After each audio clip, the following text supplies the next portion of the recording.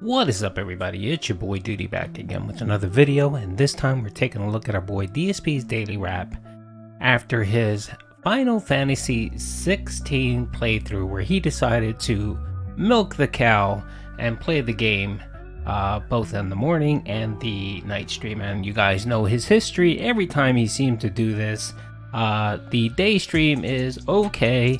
Of course, he makes everything boring, but support and liquidity and positivity is okay, and then the night stream it just craters. And apparently that's what happened with Final Fantasy 16 and Phil. So during the first playthrough, it was okay. Positivity was there. A couple of the whales came out and dropped a few donos, and I think he made a little bit over the tier 2 typical. He's actually wearing a hat, but at nighttime it cratered. So let's get into the video. The big release day of Final Fantasy 16, a game to which I had absolutely no preconceived notions and no knowledge of, so I played it completely cold turkey.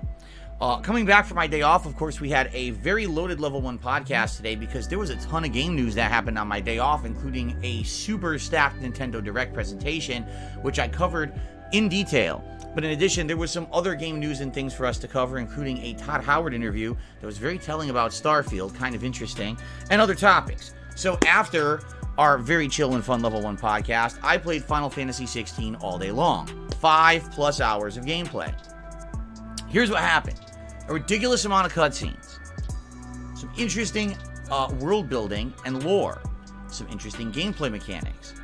And overall, I can tell you this. At the end of the 5 hours, I'm actually intrigued and I want more.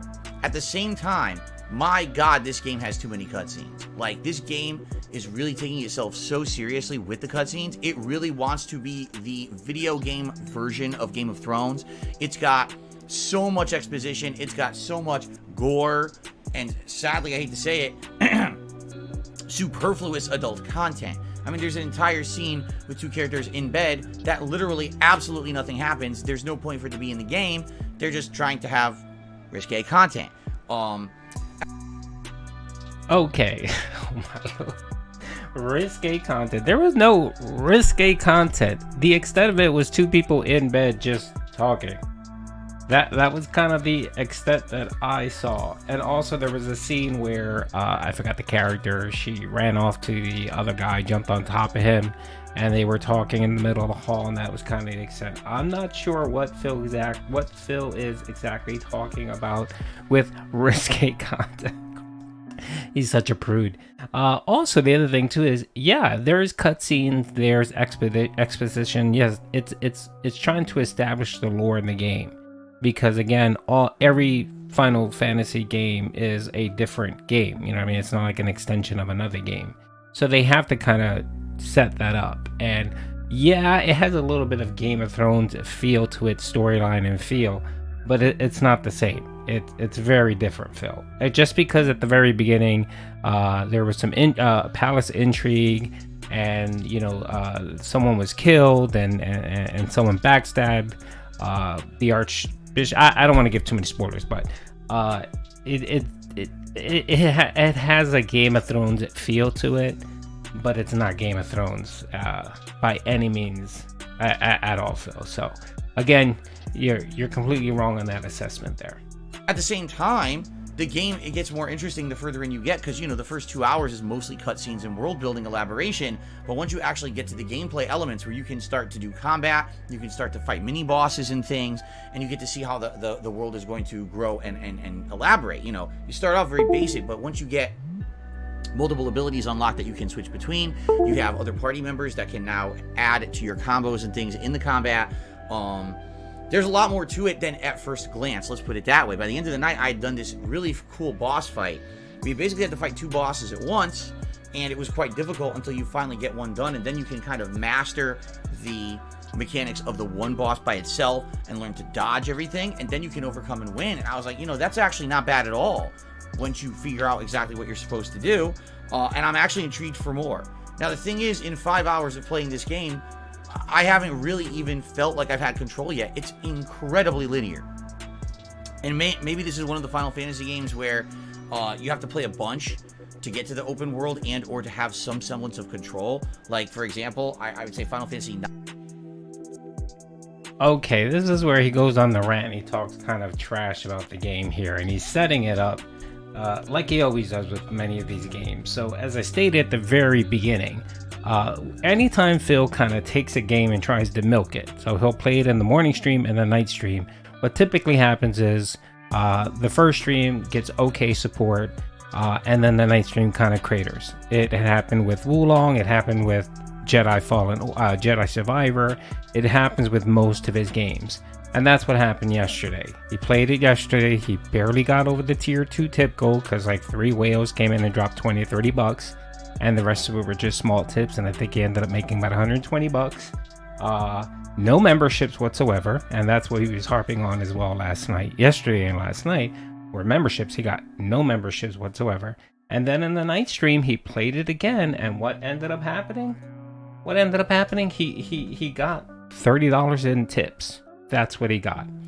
And you could just tell that it annoys the hell out of him whenever he doesn't get massive support on the first streaming day, especially when he decides to play the same game on the morning and the night stream. He's hoping to milk it. He's hoping to get that rush of tips, and before, of course, people get bored of him playing it. And it doesn't happen, especially a game like Final Fantasy. Final Fantasy is a very popular game that most people like, and they don't want it spoiled, or they don't want to see you, Phil, play the game and be boring at it. You know what I mean? They want to play it themselves.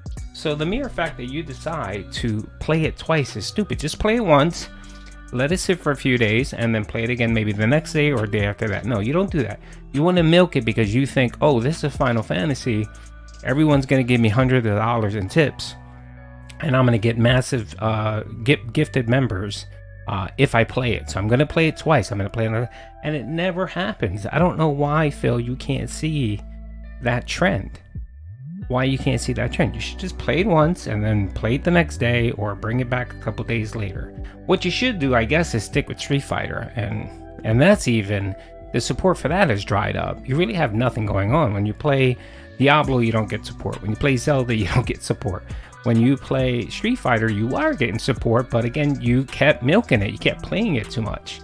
And I guess the way your dents are is like, okay, we'll support you, but they get bored rather quickly.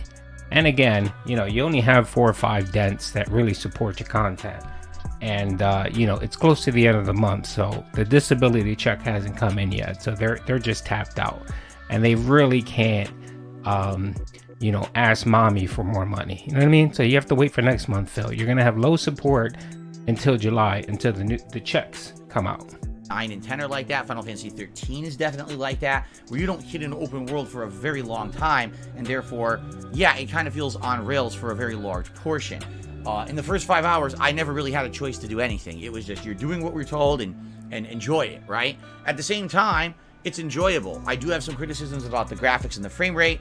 What I'd like to do is go more further in depth about this on my podcast tomorrow morning, since obviously I would like to have a big segment about the game now that I played it for 5+ hours. I want to say thanks. Anyone who was here during the live streams today, you were a great audience. And thanks to anyone who supported those premiere streams. If you happen to be watching the first 5 videos from today as they go live on the channel, please remember some key important things. Liking those videos and leaving comments are absolutely key. And I mean it now, because what I've noticed is that my engagement on the channel has been way down in the last couple of months. You know, brand new playthrough, just simply leaving, hey, I'm commenting for the algorithm, helps this channel tremendously. And we could really use that engagement boost with a brand new game like Final Fantasy 16. So if you're watching it, please do me the solid of liking the video and leaving some comments on it, especially these first few parts. This is very critical to the success of this playthrough, okay?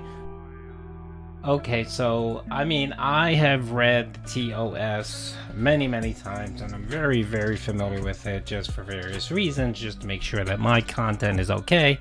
And Phil, what you're doing right there is against TOS. You can't ask or harvest for engagement like this. You can't simply say, hey, just go to my video and drop a comment just so that I can get the engagement. That is against YouTube's terms of service, Phil. You can say, hey, if you like the content, please sub or please leave a comment. You could do that, but basically begging people and telling them, hey, I don't care what you think of the video, just go in there and drop a comment. Just put 4 dots, put an emoji. Put a cherry or a taco emoji in there. I don't care. I'll approve it. And just so that I can get that engagement. No, Phil, you can't do that. That's against terms of service. That's like demanding tips and demanding money. You can't do that. You can ask, but you can't demand. So this is falling on that line, Phil, where you're sort of demanding your dents to go in and give you fake engagement. That's a no-no. That's very similar to like buying views or buying subs. You just can't do that, Phil. So let's go.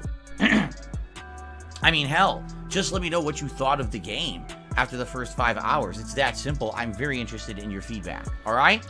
So thanks for that. It was a pretty good day, a pretty stacked day of Final Fantasy stuff. I am looking forward to more later this week, so let's talk about the schedule.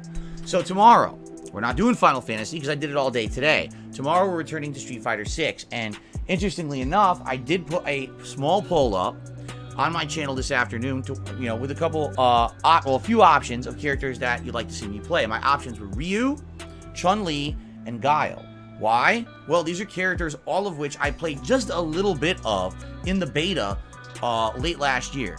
And I don't really feel like I got a handle on those characters. I just kind of got a taste for what the game offered back then. Now that this game has guides and combo trials and the opportunity to play online in extended periods, I feel like I could get much better with these characters. So, posed the poll, and it looked like overwhelmingly people voted for Chun-Li. I'll be honest, I'm probably more interested in Chun-Li anyway. I did like her during the beta, how she played, but of course I didn't know what I was doing. Now that I know things like how to implement wall bounces and dash cancels, I feel like I would probably do much better with her now that I know what I'm doing. So I think tomorrow what we will do for the first gameplay stream after the Level 1 podcast, we're trying out Chun-Li. We're going to take her into the guides, the combo trials, casual play, and then ranked play and see how it goes on the whole first stream.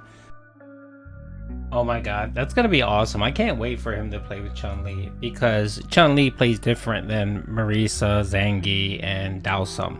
I consider Chun-Li more like the what are those characters? The newer characters, kind of small, fast. So he's gonna be terrible at it. He's just gonna get clapped.